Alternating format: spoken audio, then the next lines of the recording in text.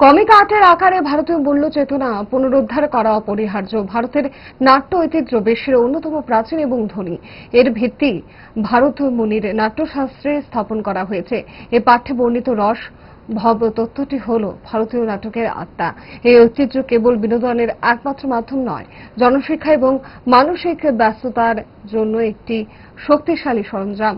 প্রবন্ধকারিণী দৃঢ়ভাবে বিশ্বাস করেন যে আধুনিক প্রেক্ষাপটে হাস্যরসের ঐতিহ্যের সত্য চেতনা পুনরায় প্রতিষ্ঠিত করার সময় এসেছে। ভারতীয় সংস্কৃতি এখনো হারিয়ে যায়নি। ভারতীয় সংস্কৃতিকে রক্ষা এবং সংরক্ষণ করতে চায় সংস্কৃত ভারতীয় ত্রিপুরা প্রান্ত।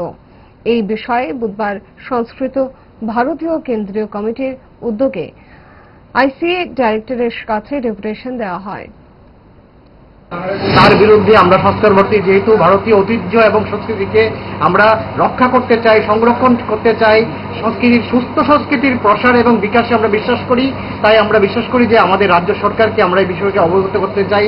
গত 11 এপ্রিল মহারাষ্ট্র নাসিকে আমাদের কেন্দ্রীয় কমিটি একটা রেজুলেশন নিয়েছে যে এই বিষয়ে যেমন আমাদের যে হাস্যরস, যে আমাদের যে সংস্কৃতির ধারার সঙ্গে ওতপ্রোতভাবে জড়িত, সেটাকে যেমন রক্ষা করা যায়, তার দ্বারা যেমন কোনোভাবেই ভারতীয় চিন্তা চেতনা, মূল্যবোধ এবং আমাদের যে রাষ্ট্রনায়করা আছে তাদের যেমন কোনোভাবে অসম্মান না হয়, এবং তার দ্বারা এবং হাস্যরসকে যে সঠিকভাবে ব্যবহার করে সমাজে যেমন সুস্থ এবং স্বাভাবিক পরিবেশ ফিরিয়ে আনা যায়, তার বিষয়ে বিভিন্ন পদক্ষেপ গ্রহণের জন্য আমরা আজ আইসিএ ডাইরেক্টরকে একটা মেমোরেন্ডাম সাবমিট করব। এবং ইচ্ছে করে ডায়েটটা ভুলে রোলটা ফুচকাটা খেতে, কিন্তু মনে রাখতে হবে 5 দশক ধরে গ্যাস, অম্বল ও পেটের সমস্যার একমাত্র সমাধান গ্যাস নল।